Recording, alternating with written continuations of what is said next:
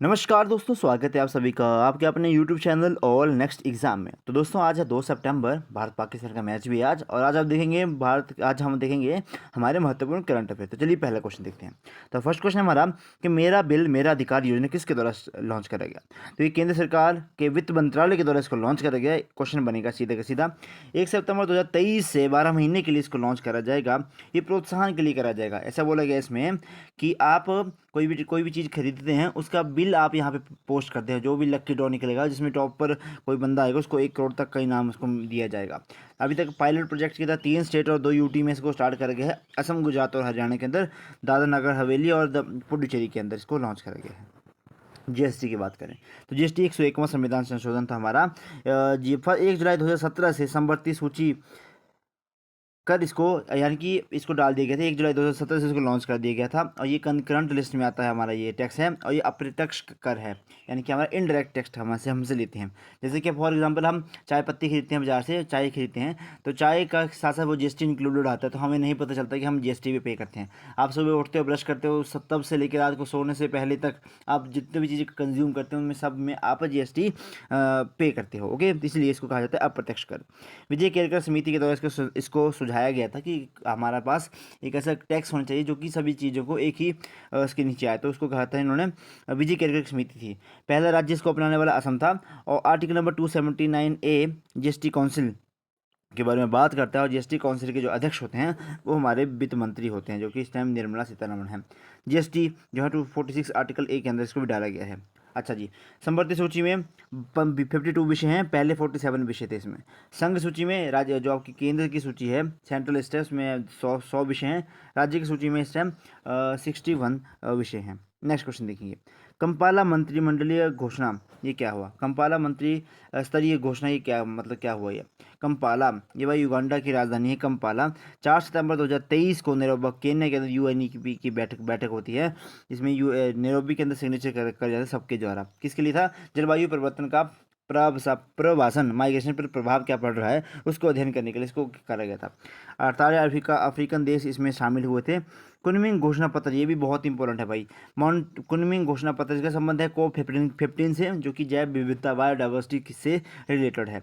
Montreal Canada में इसकी हुई थी, आपका अध्यक्षता हुई थी। और अध्यक्ष इसमें इस टाइम चीन था। और कुनमिंग एक जगह का नाम है जो कि चाइना के अंदर पड़ती है।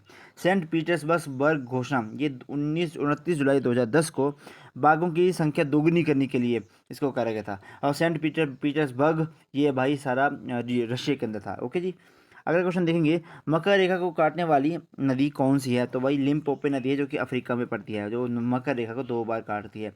भूमध्य रेखा को कांगो नदी काटती है। कर्क रेखा को माही नदी जो कि भारत में पड़ती है ये 2 बार काटती है।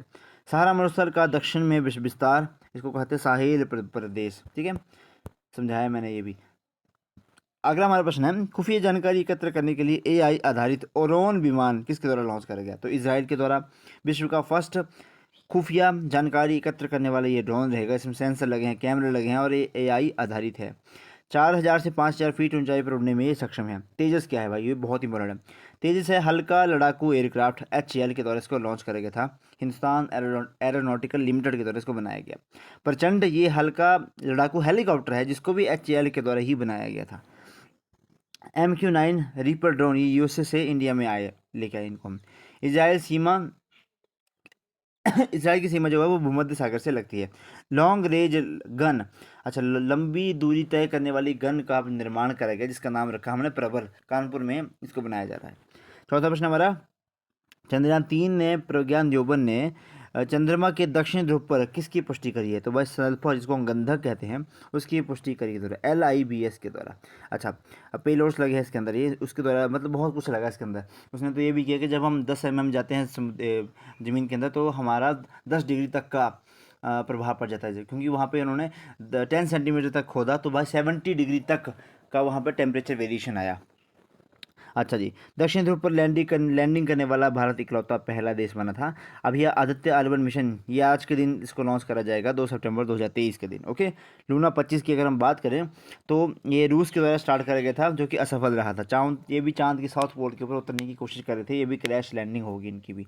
चंद्रयान 1 की अगर हम बात करें तो PSLV C11 से 2018 में ये सिर्फ ऑर्बिटर मिशन था। किसी दिन समझाऊंगा ये ऑर्बिटर मिशन क्या होता है, मून मिशन क्या होता है, ये लैंडर मिशन क्या होते हैं, इन सब के बारे में किसी वीडियो में समझाऊंगा।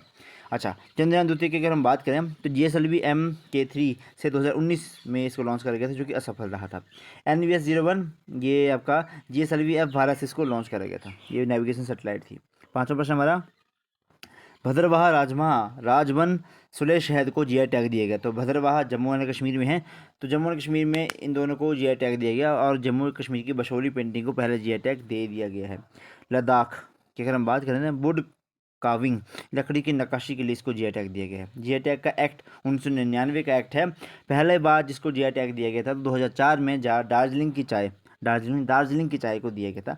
10 वर्षों के लिए दिया जाता है और वाणिज्य और उद्योग मंत्रालय के द्वारा GI टैग को दिया जाता है। कॉमर्स एंड इंडस्ट्रीज मिनिस्ट्री को द्वारा दिया जाता है। भाई कोई ये क्वेश्चन बनता है।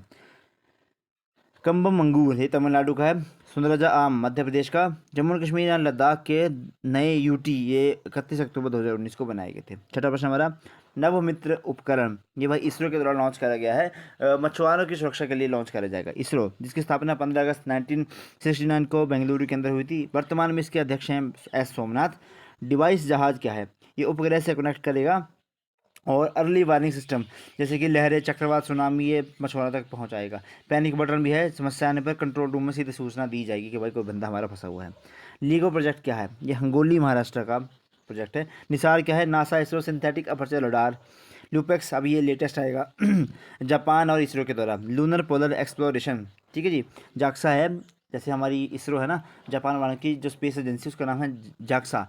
रशिया वालों की है रॉस कॉस्मॉस और USA वालों की है नासा। PSLV C56 ये सिंगापुर के कुछ उपग्रह इसके द्वारा प्रक्षेपित करे गए। सातवां प्रश्न हमारा, विश्व संस्कृत दिवस कब मनाया गया? तो 30 अगस्त को ये मनाया गया था। श्रावण पूर्णिमा के दिन, रक्षाबंधन के दिन इसको मनाया गया था। पाणिनि जयंती के ऊपर, पाणिनि की जयंती के ऊपर इनको बनाया जाता है। 1969 में इसकी शुरुआत करी गई थी। 6 हमारी शास्त्रीय भाषाएं हैं, वो आपको ऑन टिप्स होनी चाहिए। मेनली हमारी साउथ इंडिया की भाषाएं ये सारी।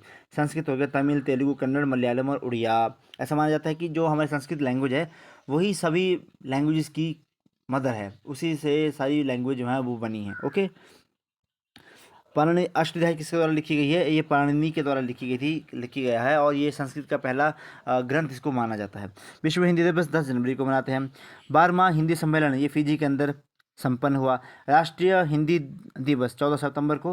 हिंदी भाषा का विकास आर्टिकल 351 में लिखा गया है। संघ की राजभाषा क्या होगी? ये भाग 17 के आर्टिकल नंबर 343 और से लेकर 351 तक दिया गया है, लेकिन संघ की भाषा राजभाषा हिंदी होगी, ये आर्टिकल नंबर 343 के अंदर लिखा गया है। 8वां प्रश्न हमारा, मुंबई में लॉन्च प्रोजेक्ट 17A का 7वां और अंतिम स्टील्थ युद्धपोत कौन सा है? तो भाई ये है INS महेंद्रगिरी। उपराष्ट्रपति जगदीश धनखड़ के द्वारा इसको लॉन्च करा गया। मुंबई के मझगांव डॉक लिमिटेड के द्वारा इसका निर्माण करा गया है। छठा था इसमें INS विंध्यगिरी, जिसको राष्ट्रपति द्रौपदी मुर्मू ने मतलब स्टार्ट करा था, ओके, कमीशन किया था। वरुणास्त्र क्या है? ये स्वदेशी टारपीडो है, हैवी वेट है। और ये INS वागीर ये आपका प्रोजेक्ट 75 के तहत पाँचवीं पनडुब्बी थी। INS कावेरी, खांडेरी, करंज, वागीर और बागशीर ये इनको लॉन्च कर चुके हैं ये। अच्छा, ये फ्रांस की मदद से इसको हम बना रहे हैं।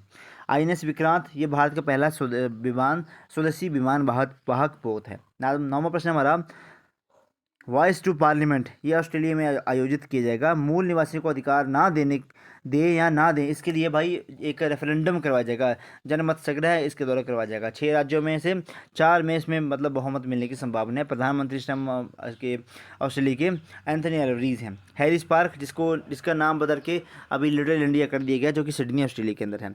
मालाबार की अगर हम बात करें, इसमें 4 देश हैं, क्वाड देश जिसको हम कहते हैं, इंडिया, ऑस्ट्रेलिया, USA और जापान।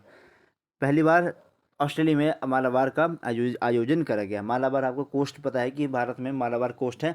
हम केरला के जो तट है उसको मालाबार तट कहते हैं और वहाँ पे एक मिट्टी पाई जाती है जिसको हम कहते हैं मोनोजोइट सैंड। और जो मोनोजोइट सैंड है उसमें थोरियम के भंडार हैं। जैसा कि आपको पता है कि न्यूक्लियर प्रोजेक्ट चलाने के लिए हमें अभी तक यूरेनियम की ज़रूरत है, लेकिन यूरेनियम के तहत थोरियम भी काम कर सकता है। जिस दिन ऐसी टेक्नोलॉजी आ गई, जिस दिन हम थोरियम को तोड़ के वहाँ पे नाभिकीय ऊर्जा बना रहे हों, उस दिन भाई भारत सबसे बड़ा भंडार बन जाएगा इसका। ओके।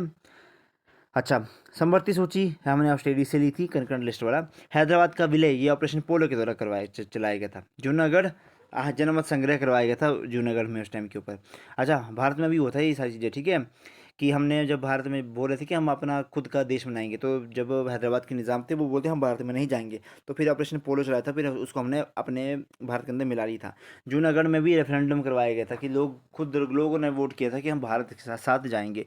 और जम्मू और कश्मीर की जो महाराजा हरि सिंह ने विलय के ऊपर साइन किए थे, लेकिन वही बात है, इसके लिए तो हमेशा लड़ाई ही रहती है। 10वां प्रश्न महाराज का, राष्ट्रीय मुर्मू ने किस राज्य के पूर्व सीएम एन.टी. रामाराव की स्मृति में 100 रुपये का सिक्का जारी करा? तो आंध्र प्रदेश में है, 3 बार रह चुके थे, फेमस एक्टर भी थे ये। ओके, इनके तो स्मृति में इन्होंने सिक्का जारी करा। तो ये थे आज के हमारे प्रश्न। तो आई होप आपने आज की वीडियो को ज़रूर नोट करा होगा और लेटेस्ट मतलब ज़रूर अपने नई नई चीज़ें सीख रहे होंगे। प्लीज़ कमेंट बॉक्स में ज़रूर बताएं कि आपका एक्सपीरियंस कैसा रहता है इस क्लास के बाद। मतलब आपका टाइम हो चुका है, 1 महीने से ऊपर हो गया है, तो आपके जो नोट्स बन रहे हैं वो सही से बन रहे हैं या फिर नहीं, उसके बारे में मुझे ज़रूर बताएं। आपके दिन शुभ रहे। धन्यवाद। जय हिंद, जय हिमाचल।